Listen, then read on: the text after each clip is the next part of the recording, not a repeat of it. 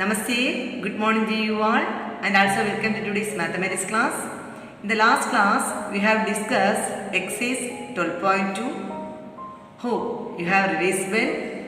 In today's session, we shall discuss the remaining problems from exercise 12.2. Let's move on to the topic. Question number 7. In the figure, ABCD is a rhombus. AC is equal to 14. ABE is a straight line. Find the length of AF. You have to find out the length of AF. And option B, the angles X, Y and Z. Yeah, ABCD is a rhombus. You know, in the rhombus, all sides are parallel and equal. The diagonals are perpendicular to each other. Okay. The first option, the length of AF. Given the length of AC is 14. The length of AC is 14. Yeah. In the rhombus, the diagonals bisect each other. So, AC is equal to 14. Then AF is equal to 14 divided by 2. Option A. AF is equal to AC divided by 2. So, 14 divided by 2 is equal to 7 centimeter. Diagonals bisect each other. Diagonals bisect each other. Then option B, the angles X, Y and Z. Okay, I will find out the angle X. Yeah, you know, in a rhombus, the diagonals are perpendicular to each other. So each angle is 90 degree. So this is 90 degree. This is 90, this is 90, this is 90. So angle X is equal to 90 degree. 90 degree. Okay. Then we have to find Y and Z. Okay. Then this is 90 means this is also 90. This is 90, this is 90. Okay. Then angle DCA. This is 20 degree. So this is also 20 degree. Y angle bisector. Angle bisector. So this is 20 means this is also 20. So ACB is 20. ACB is equal to 20. Then in triangle CFB, two angles are given. One is 90, second one is 20. How to find the third angle? We know the angles and property of a triangle. Sum of the interior angles of a triangle is 180 degree. So adding these two, 90 plus 20, 110. Subtracting 110 from 80. So this is 70. Okay. In triangle BCF, angle CBF is equal to 70. CBF is equal to 70. Okay. Then CD and ABE, these are equal and parallel. CD and equal and parallel. Okay, equal and parallel. CD and ABE. Then this angle, the total angle, this angle and this angle are alternating interior angles. If two lines are parallel, the alternating interior angles are equal. So this is 40. 20 plus 20, 40. So this is also 40. Okay. So angle DCB is equal to DCB is equal to angle CBE. CBE is equal to 40. Reason, since DC parallel to ABE and alternative interior angles, they are equal. Okay. So this is 40, this is 70. How to find angle Y? You know, the angles in a straight line. Angles in a straight line is 180 degree.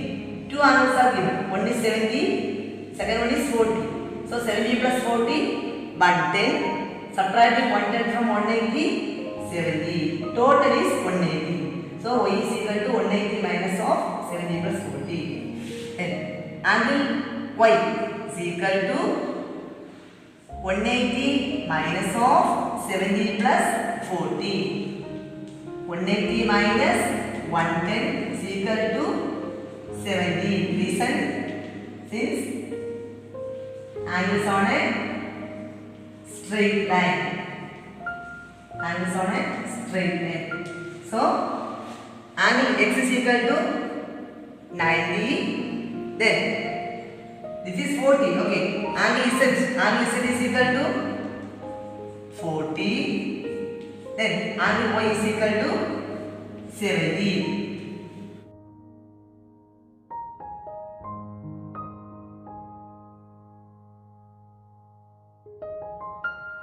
Next, question number 8. In the figure, PQRS is a rectangle. PQRS is a rectangle. Given that PT is equal to 8 cm and QTR is equal to 62 degree, find the length of QS. First, we have to find out the length of QS. Then, the angles X and Y.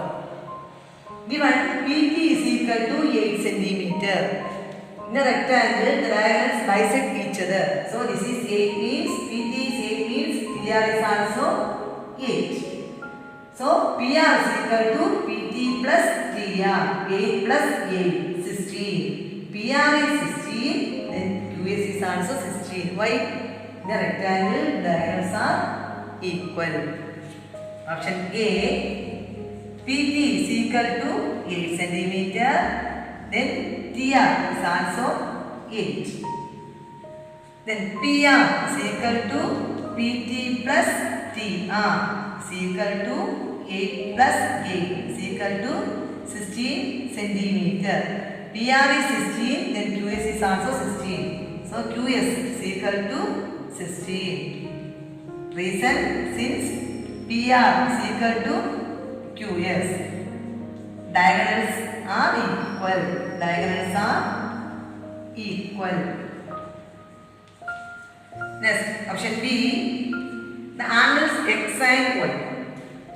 So this is 8, this is 8. So in diagonal SQ, ST is 8 and TQ is also 8. Okay. So in triangle RTQ, two sides are equal. RTQ, two sides are equal. So the angles opposite to the equal sides of a triangle are equal. So this angle and this angle. So these two angles are equal. The angles opposite to the equal sides of a triangle are equal. So this is X. So this is also X. Okay. B. In triangle RTQ, angle RTQ is equal to 62 degrees. Then in triangle RTQ, X plus 62 plus X is equal to 180. Reason, since angle sum property. So X plus X, 2X. 2X plus 62 is equal to 180. 2X is equal to 180 minus 62. 180 minus 62. 10 minus 2 is not possible. Here 10. 0 minus 2 is not possible. So 10. Here 7. 1 less.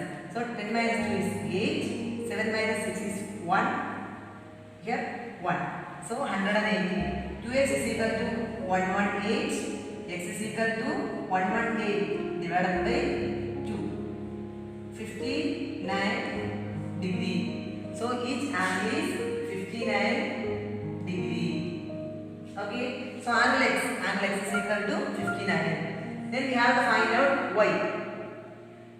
In a rectangle, each angle is 90 degree. So X is 59. How to find Y? Y is equal to 90 minus 59. Angle Y is equal to 90 minus angle X is equal to 90 minus 59. 90 minus 59. Here 0 minus 9 is not possible. So 10 minus 9. Here 1 plus 8. So 1, 3. 31 degrees. So y is equal to 31, x is equal to 59.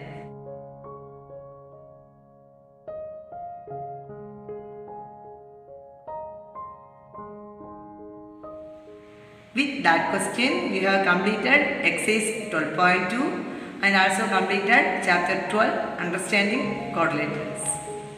Next, we shall discuss a new chapter, chapter 18, Probability.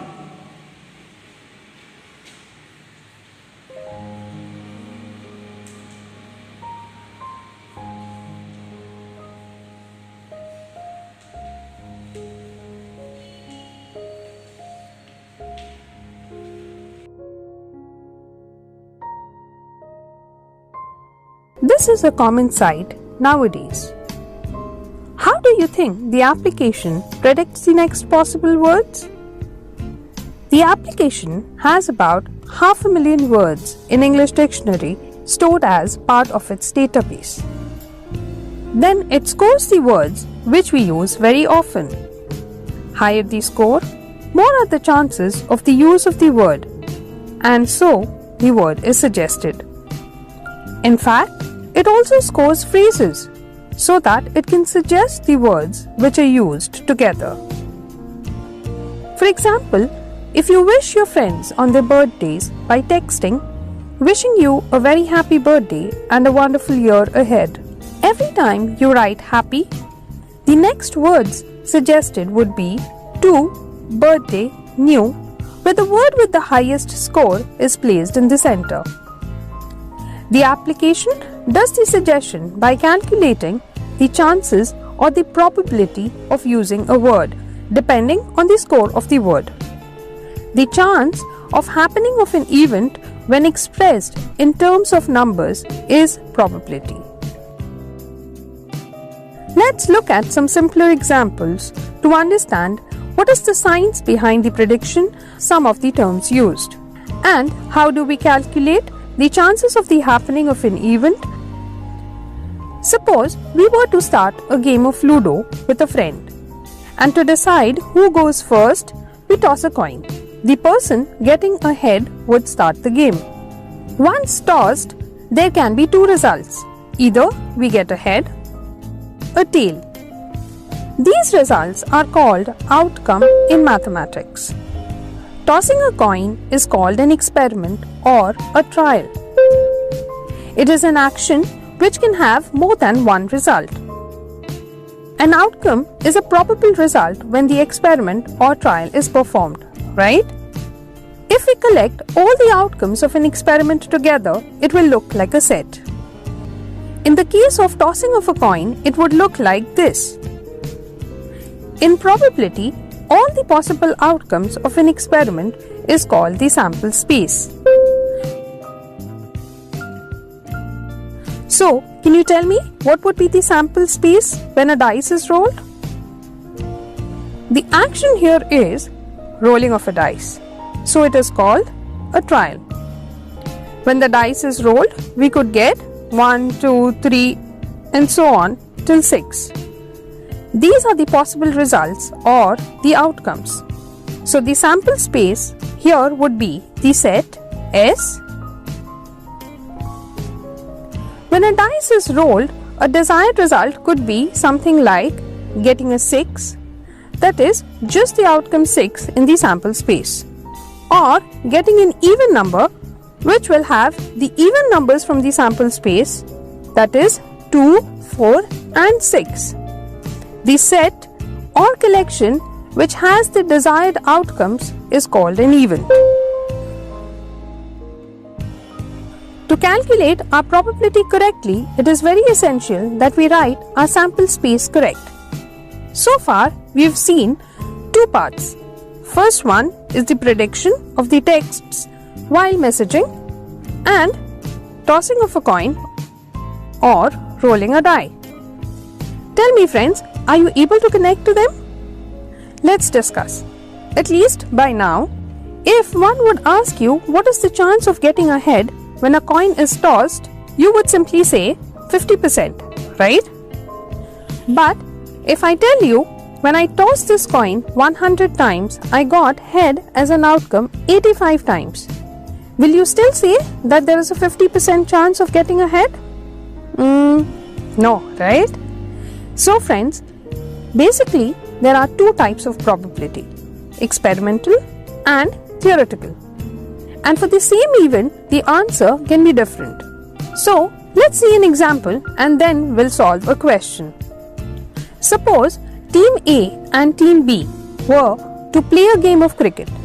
At the beginning of the match, if we were to predict the winners of the match when we know nothing about their earlier performances, we would say they both have 50-50 chance of winning. This is called theoretical probability. Suppose in the past they've played 10 matches, of which Team A has won 8 of them. Then on being asked to predict the winners, we would say Team A. This prediction or calculation of probability based on some data is called empirical probability. Now I hope there is no confusion about empirical and theoretical probability.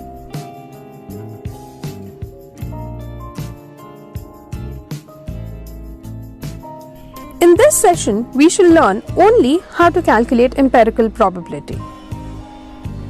Empirical or experimental probability is the ratio of the number of times an event occurs to the total number of times the experiment is performed.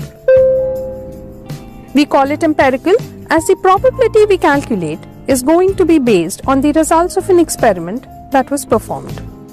In our game of Ludo, we rolled the dice.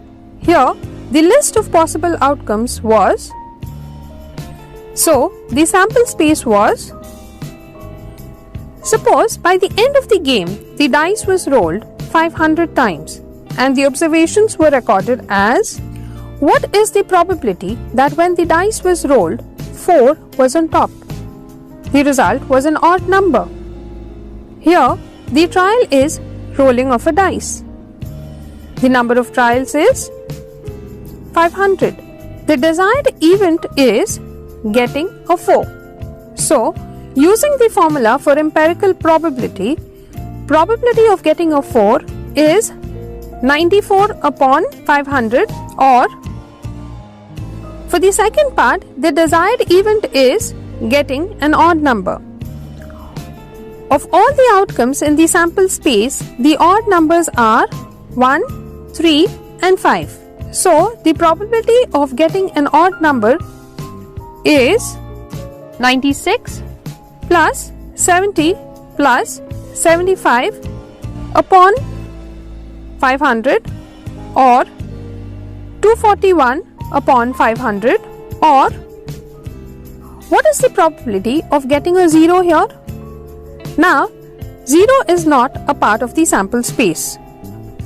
So, now applying the formula, we get probability of getting a 0 is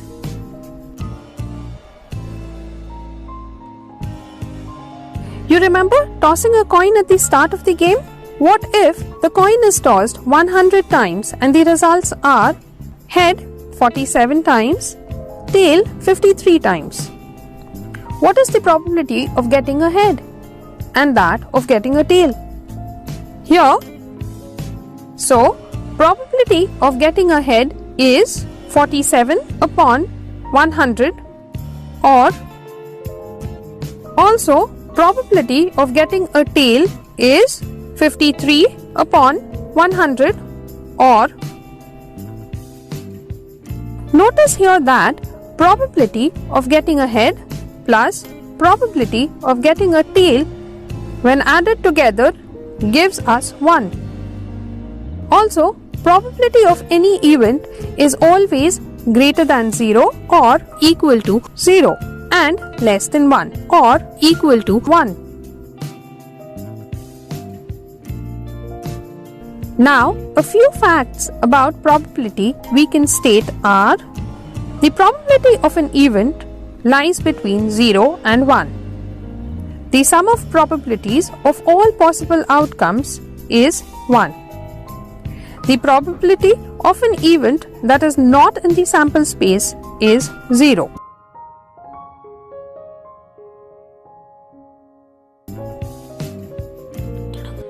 Second, if a coin is tossed once The outcomes can be either head or a tail. Okay. Two faces are there. One is tail and another one is head. So these outcomes are equally likely. So the probability of getting a head is 1 by 2. Total 2 faces.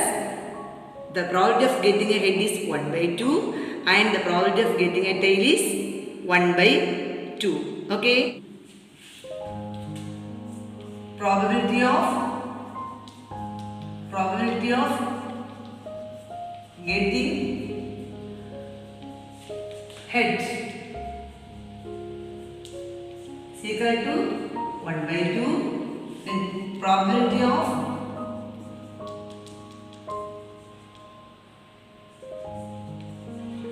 getting tail is equal to 1 by 2. It's a coin case. Okay, coin. Now you have seen the probability of an event is equal to number of favorable outcomes of the event divided by total number of outcomes of an experiment. Probability of an event is denoted by P of E. P of E is equal to N of E divided by N of S, where N of E is the favorable outcomes of the event and N of S is the total number of outcomes. So the probability scale 0 less than or equal to P of E less than or equal to 1. That means the probability of an event P of E lies between 0 and 1. It's an important point. The probability of an event lies between 0 and 1. Here the probability of an impossible event is 0. The probability of an impossible event is 0. The probability of a sure event or certain event is 1. Probability of an impossible event is 0. The probability of a sure event or certain event is 1.